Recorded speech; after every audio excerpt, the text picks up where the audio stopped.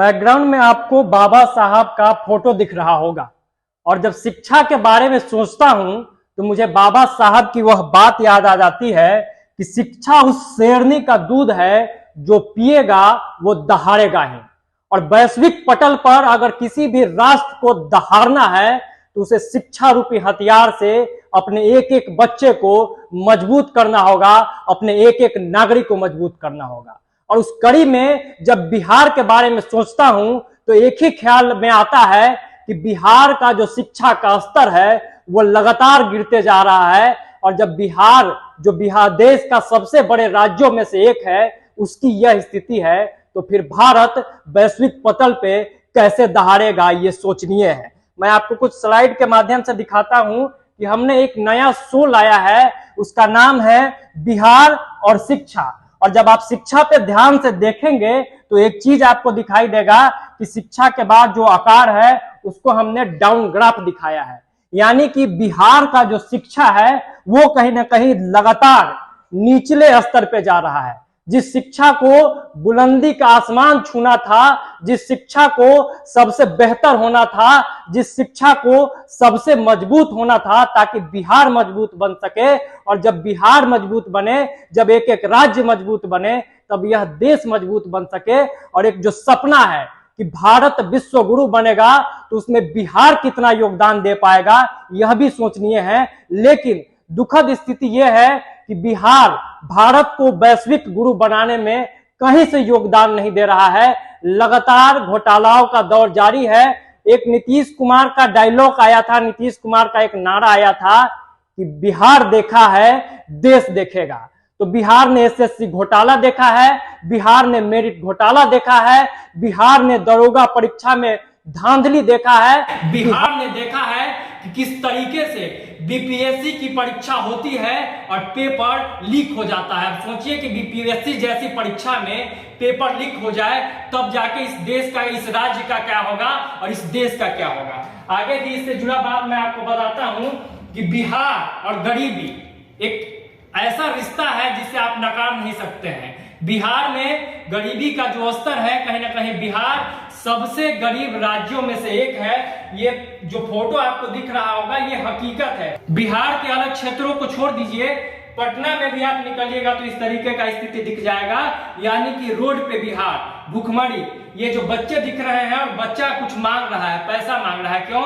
ताकि पेट भर सके। इसी तरीके से ये बुजुर्ग का हाथ दिख रहा होगा, ये मैंने इसलिए लगाया है कि कहीं ना कहीं बच्चा, जवानी और बुढ़ापा सब बिहार में गरीबी में ही जाता है। और इसका एकमात्र कारण है कि जो शिक्षा बिहार के लोगों को मिलना चाहिए वो शिक्षा ही नहीं मिला। और जब शिक्षा नहीं मिलेगा तो रोजगार नहीं मिलेगा, जब शिक्षा नहीं मिलेगा तो स्किल डेवलप नहीं हो पाएगा, जब शिक्षा नहीं मिल पाएगा तो एक भी बिहारी सुदृढ़ नहीं हो पाएगा, मजबूत नहीं हो पाएगा। जब बिहारी मजबूत नहीं होगा तो फिर बिहार कहां से मजबूत होगा। अब आते हैं अगले सवाल पे कि भाई शिक्षा ठीक कैसे किया जाए। लोग कहेंगे कि सरकारी स्कूलों की व्यवस्था तो की गई है, प्राइमरी स्तर का स्कूल है, आंगनबाड़ी है, मिडिल स्कूल है, हाई स्कूल है, कॉलेज है, फ्री शिक्षा की बात होती है। सरकार तमाम तरह का दावा आपके बीच ला के रख देगा, लेकिन वही शायरी मुझे याद आता है कि फाइलों में गांव का मौसम गुलाबी है लेकिन ये आंकड़े झूठे हैं और ये दावे किताबी है। सरकारी स्कूल का एक फोटो मैं दिखा रहा हूं, ऐसी हजारों तस्वीर देखने को मिल जाएगी कि सरकारी स्कूलों का बुरा हाल है, बदतर हाल है, पढ़ाई की कोई बहुत अच्छी व्यवस्था नहीं है। लोग कहते हैं कि स्मार्ट बोर्ड लगा दिए, स्मार्ट शिक्षक नहीं है आपके स्कूलों में। नीतीश जी ये जान लीजिए, बिहार के लोग भी ये जान ले कि सरकारी स्कूलों का बेड़ा गर्क है, तो वहां से भी आप उम्मीद नहीं रखिएगा कि बिहार का भविष्य बहुत बेहतर हो जाएगा। अब चूंकि एक सवाल मेरे दिमाग में आया कि सरकारी शिक्षा व्यवस्था का करना है इलाज, तो खोजिए दो सवालों का जवाब। यानी कि सरकारी व्यवस्था ठीक है कि खराब हो गया है,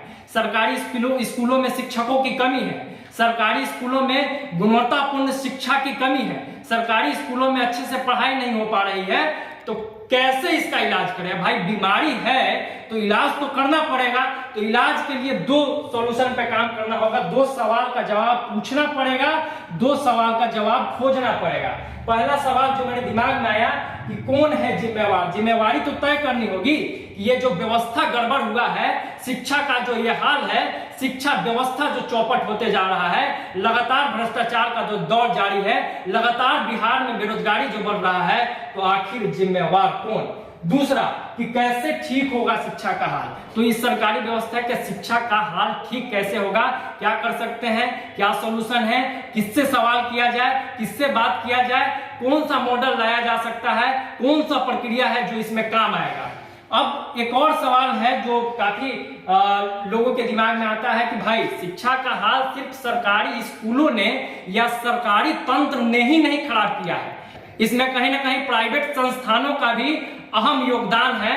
लेकिन उससे भी बड़ा ये दिक्कत है कि बिहार के बच्चों को ये पता नहीं होता है कि भाई पढ़ना कैसे है, क्या पढ़ना है। 10th का एग्जाम दे देते हैं लोग और 1-1.5 महीना 2 महीना 4 महीना तक सोचते ही रहते हैं कि भाई अब ऐसे आगे क्या किया जाए, कुछ दिमाग में नहीं आता। आप सोचिए कि पहले क्लास से लेकर 10वां तक बच्चा पढ़ लिया और उसको ये बात ही नहीं पता है कि जीवन में क्या करना है। तो 3 सवाल इसमें भी मैंने तय किया है कि क्या पढ़े, 10th बाद क्या पढ़े, 12th बाद क्या पढ़े, ग्रेजुएट करके क्या कर सकते हैं। दूसरा कि कहां पढ़े, ये भी सवाल है। मोटा मोटा फीस देके बच्चे आते हैं पटना में, बच्चे यहां से जाते हैं कोटा, बच्चे जाते हैं दिल्ली और तमाम बड़े शहरों में जाते हैं सपने के साथ कि इंजीनियर बनेंगे, डॉक्टर बनेंगे, IAS बनेंगे, जो भी जिसका सपना है उस हिसाब से सपना लेके अलग अलग देश के हिस्सों में जाते हैं। लेकिन फिर भी वही जानकारी का अभाव कि भाई पढ़ना क्या है। दिल्ली जाने से सॉल्यूशन नहीं होगा, पटना जाने से सॉल्यूशन नहीं होगा, पहले आपको यह पता होना चाहिए कि पढ़ना क्या है। तीसरा बात कि चलो ये भी हो गया कि पढ़ना क्या है, ये पता चल गया, अब कैसे पढ़े। कुछ बच्चे ऐसे भी हैं जो बाहर नहीं निकल पाते हैं, घर पे रह के पढ़ाई करते हैं और उनका एक लंबा समय उसमें व्यतीत हो जाता है, लेकिन तरीका नहीं पता चल पाता है कि भाई एग्जाम की तैयारी कैसे करें। IIT का एग्जाम 3 महीने बाद है, कैसे बेहतर तैयारी होगा। नीट का एग्जाम 2 महीने बाद होना है, कैसे बेहतर तैयारी होगा। बोर्ड में चलिए नहीं पढ़ पाए किसी कारणवश, बहुत सारा दिक्कत होगा, अब बोर्ड का एग्जाम करीब है, कौन सा प्रक्रिया अपनाया जाए कि कम दिनों में बेहतरीन तैयारी की जा सके। बहुत सारी बात है। तो कहीं ना कहीं ये जो हमारा कार्यक्रम है बिहार और शिक्षा, इसमें हम तो सरकारी तंत्र से सवाल करेंगे ही, सरकार को आईना दिखाएंगे ही, सरकार ने जो गलतियां की है उसको पर्दाफाश करेंगे ही। सरकारी शिक्षकों से, शिक्षा मंत्री से, नीतीश जी से जो प्रधानमंत्री बनने वाले हैं उनसे सवाल तो करेंगे ही, लेकिन समाधान पे भी बात करेंगे कि किस तरीके से बिहार में ये जो शिक्षा का ग्राफ गिर रहा है इसको ठीक किया जा सके, इसको पैरेलल किया जा सके बाकी राज्यों से, इसे बेहतर किया जा सके। और हो सके तो कभी वो दिन आए जब हम यही बिहार और शिक्षा का कार्यक्रम आपको दिखा रहे हो, कोई वैसा एपिसोड हो जिसमें हम गर्व के साथ कहेंगे ये जो ग्राफ नीचे था वो ग्राफ अब ऊपर हो गया है और बिहार सुधरने लगा है, बिहार में शिक्षा की स्थिति ठीक हो गई है।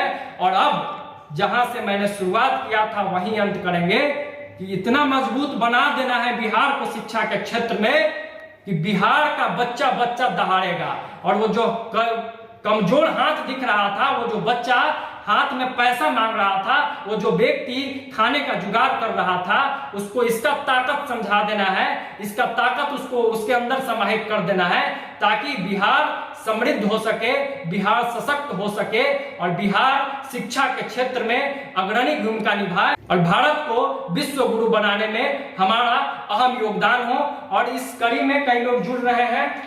सबसे पहला जो नाम आया है रंजन सिंह केमिस्ट्री क्लासेस है, कहीं ना कहीं उनका सपोर्ट इस अभियान में रहेगा। धीरे धीरे और लोगों को भी जोड़ा जाएगा, काफी लोग जुड़ना भी चाह रहे हैं। आप में से भी कोई अगर इस अभियान से जुड़ना चाहते हैं तो जुड़ेंगे, नियम और शर्त लागू है, पहले ही बता दे रहे हैं, आपको मिलकर बातचीत करना होगा, उसके बाद डिस्कशन होगा।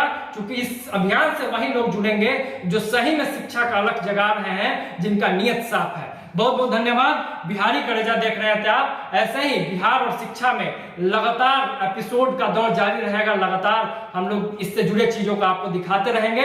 आज ही हमारे चैनल को सब्सक्राइब कर लीजिए और इस वीडियो को अगर फेसबुक पेज पे देख रहे हैं तो हमारे पेज को फॉलो कर ले, यूट्यूब चैनल पे देख रहे हैं तो हमारे चैनल को सब्सक्राइब कर लीजिएगा और इस वीडियो को भी ज्यादा से ज्यादा लोगों तक शेयर जरूर कीजिएगा।